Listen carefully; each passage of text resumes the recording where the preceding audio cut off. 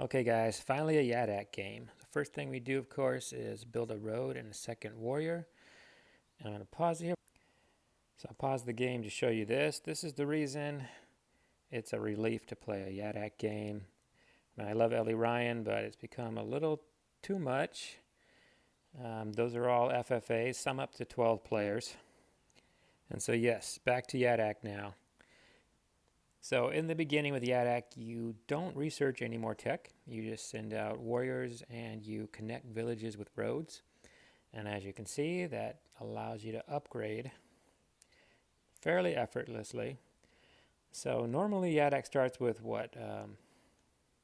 Fruit. So you do organization. What kind of fruit is that? I don't even know. Some kind of melon maybe, or a lemon. I don't know. I can't see it very well. So we've met Aquarian.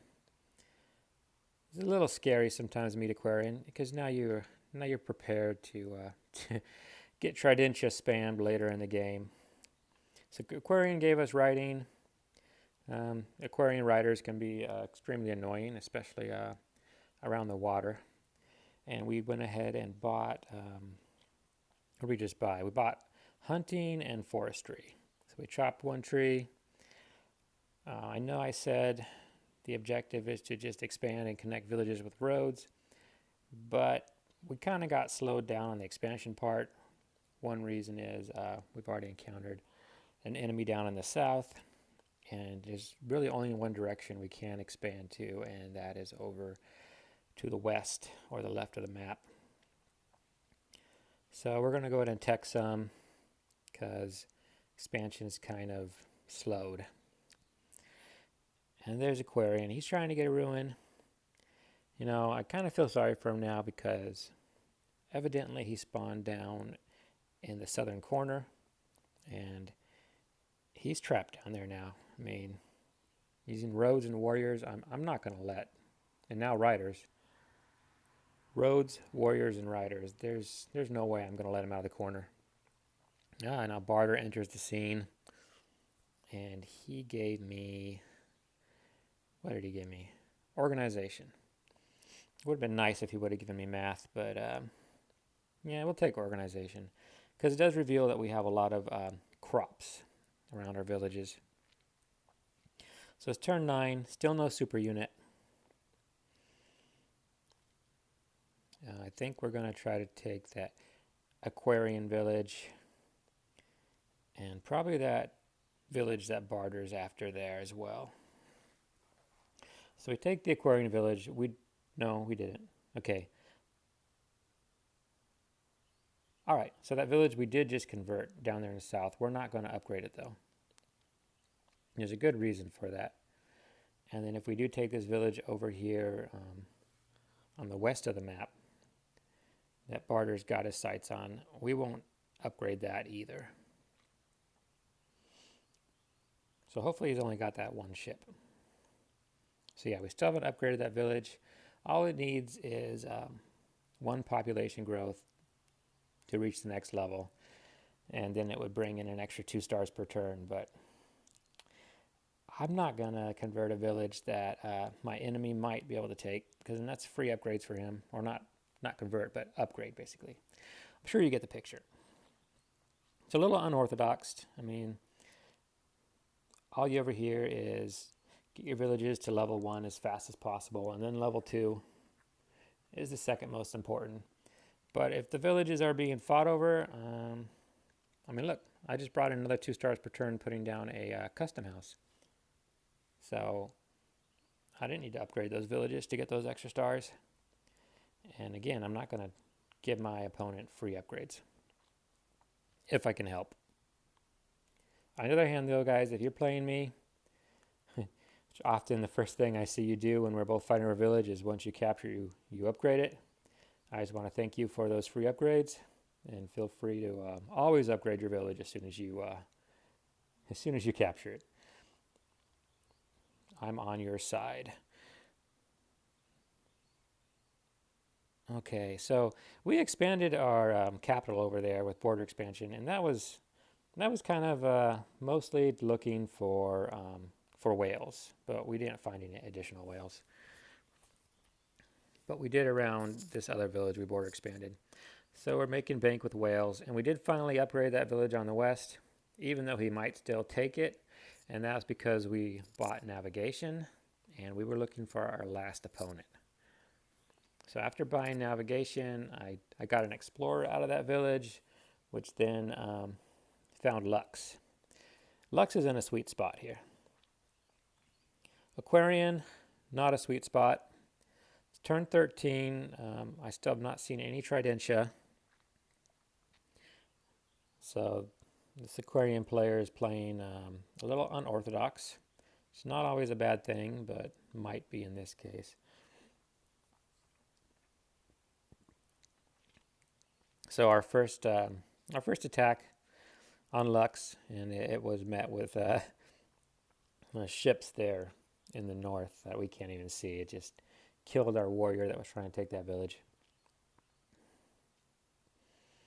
So yeah, we never upgraded that village down south that Aquarian now took, and look, it's still just a level 0 village, or level 1. And that's fine with me. He didn't get any free upgrades. The other village that Barter was fighting over, we did upgrade it. We built a wall successfully. Barter's not going to get that village. There's a defender in there. Now I've got battleships in the ocean here.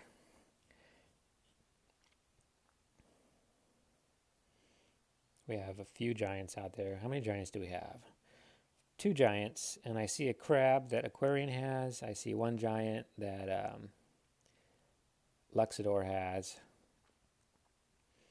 We're going to work on some more custom houses, upgrades here. So yeah, definitely a lot different play than with all those Ellie Ryan games I showed you. This is, I'm going to say it, this is easier. This is a lot easier.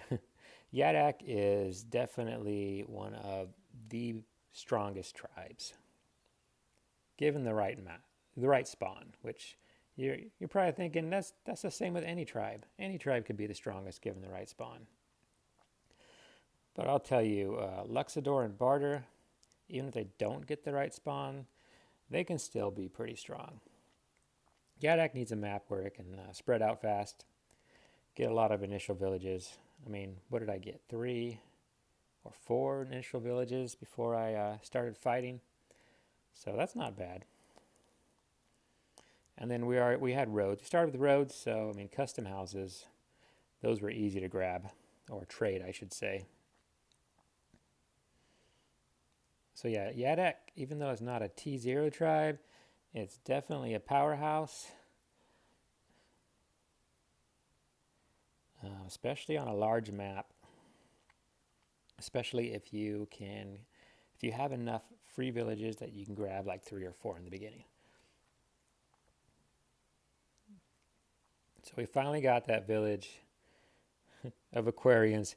So we've been working on these villages rather slow. I mean, several turns go by before I capture another village. I'm not in any hurry.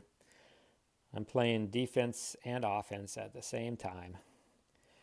Someone mentioned to me that as the creator of the game, you got the hardest position because you kind of spawn in the middle of the map and everyone's going to be able to attack you in the beginning. Well, that's true. But at the same time, you can usually expand faster. You got more villages you can grab, and you're going to meet everybody faster, so you're going to get free tech from them. So, I mean, there's benefits to it. I do think, and I think there's data out there to back me up on this, I do think it is usually the game's creator that wins. So I think the percentage was like 65%. 65% of the time, the game's creator is the winner. I don't know, you could look that up. I'm pretty sure it's true.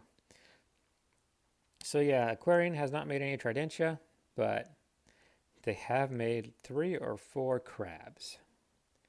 So yeah, definitely a different way to play Aquarian. I'm going for his capital down in the south. I got a giant and a defender next to it, I think. Yeah, and he made a crab there for defense. So I'm just going to be like, okay, fine. I'm going to go take another one of your villages. Not in any hurry. But Aquarian makes a mistake this turn. He moves his crab 2 tiles, using a road. So now it's nowhere near his capital. Well, it's 2 tiles away, which you might think is close, but not for a crab. I mean, because look at that. He's on a mountain. He can't use roads to move back. He's just, yeah. That's the fastest a crab can ever move is 2 tiles.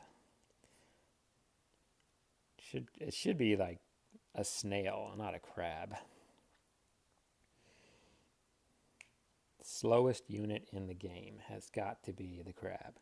You say, well, what about a warrior? Well, they can become boats and ships. So yeah, they can move more than 2 tiles.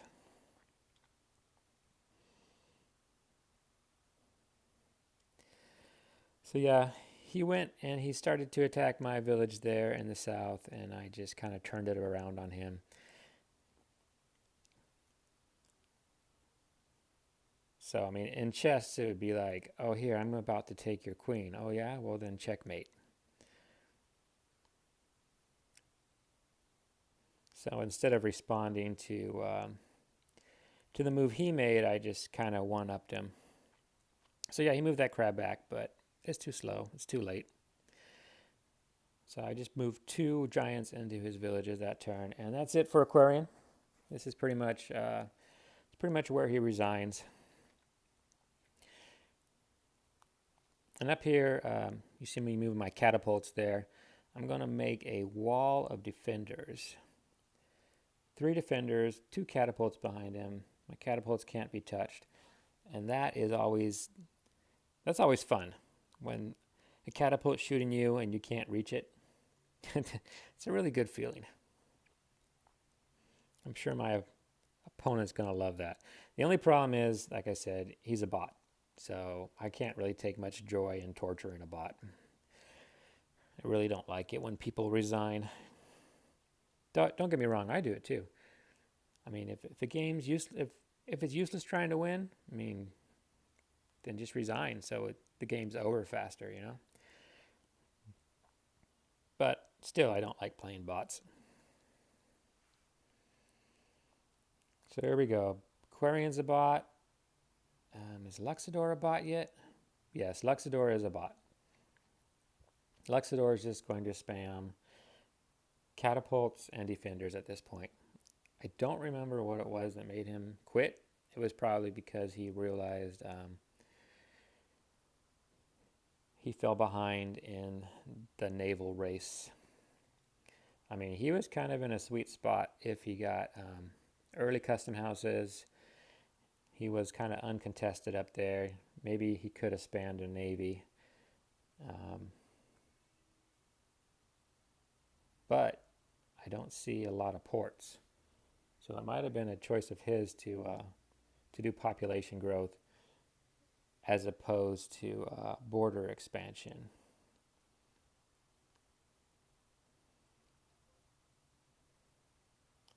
So yeah, this game's pretty much over. I think barter, let me see, how much time's left?